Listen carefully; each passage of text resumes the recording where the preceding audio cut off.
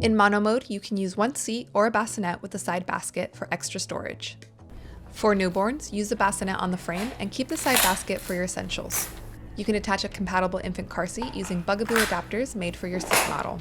When your child is ready, click the stroller seat onto the frame in mono. Take off the side basket to make space for the second seat or bassinet. Open the 3 white clips on the handlebar, the lower back, and the lower front. Then press the white button underneath the center of the frame. Pull the frame outwards until it stops, then close the 3 clips to lock it in duo width. Line up the adapters and click the second seat or bassinet into the frame besides the first.